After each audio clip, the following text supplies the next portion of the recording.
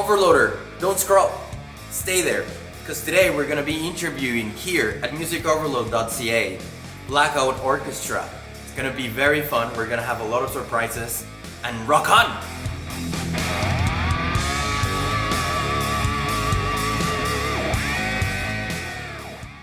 Okay, welcome everyone. We're here with Blackout Orchestra and they're visiting here in our new studio. So this is gonna be a fun interview today. Thank you for being here. We have Ben and we have Morgan with us. Thank you for being here in the studio, guys. It's one of the coldest nights of the year too. Yeah, so it's very cold today. Yeah. How are you feeling about that? Good scheduling. I appreciate that.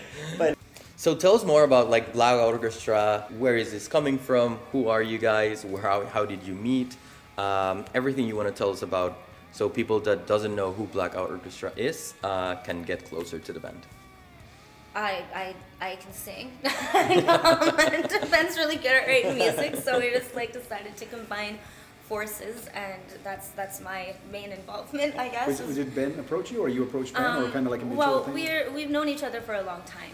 at the very beginning of the first lockdown, she was staying with me at the time. Isolating together. And Yeah. she's in a band, Starship Experience, and so they were doing live streams. They asked me to open, because I played in lots of bands and being a songwriter, to open and play some acoustic songs. So I was like, oh, I should start writing some songs. So at this point, Blackout Orchestra didn't exist. That's Yeah, it. no, not at all. Nothing at all. That's a year ago. Yeah, right. Around exactly. a year ago. Yeah, yeah. Oh wow, amazing. You guys are relatively newer than them. Yeah. Just Pretty much starting. we started in lockdown. Yeah. Yeah, you wouldn't So- know it from the social presence, though, right? We so she was asking me to open for their sets. So I was doing some sort of acoustic things and playing around with some songwriting, and then I was like, oh, I should get a new phone anyway. I wonder if there's some recording apps. And I'll just do some acoustic demos. Or, but I kind of fell in love with it, and she was already staying with me, and I'm like, you can sing really, really well. So how about you sing all the stuff? And originally it was going to be, let's put out a song and a video, just all recorded on the phone once a week, just as something to do, doesn't matter what genre or anything else. And we did that for about 6 weeks before I got to the point where I was like, there's a shape of a narrative happening here that I want to make a record. I want it to have an identity. Yeah, it's great. How many songs have you guys recorded so far? Probably about 80. In demo form of That's some still- kind. that's or still another. That's a lot. Yeah. And 10 of which are on the record that we're putting out. Okay. You guys have been working hard. Years ago. Right? Yeah, So you can pull the things last from the archives. single that we actually just released, which is Nowhere Near the Looking Glass. That started as an acoustic demo, different lyrics, but same basic structure, back in 2004, I think. What's the process like, or just like inspiration or process behind the music? Can you talk to us a little bit about that? It definitely depends from song to song. Yeah. Like I said, I've just been really enjoying the discovery process of learning how to record, and a lot of it comes out of that. So one of the songs I was learning how to play with different loops. So I just started playing with that, and then I was like, well, I'll put something over top of this and see how that sounds, and just ended up being a song where it was just supposed to be an experiment.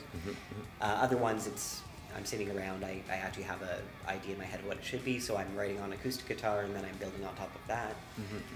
Morgan, do you write the lyrics of the music? No. No. I'm not much for songwriting, No. actually. I've tried so hard. Do you enjoy it? Yeah, I really do. So just do it. Yeah, exactly, right? She pushes me in an interesting way. There's music that we And both she laughs. love. We have a shared. Let's talk about this. We found it. Yeah, we found it. Let's scratch I'm this. going to counseling. So she'll take something that I've written with a sort of basic melody idea, and she'll elevate it hugely by adding a great harmony or suggesting, instead of doing this, why don't you try that on this line? And when she's involved in something that I'm doing, it always turns out much better than if I had done it alone.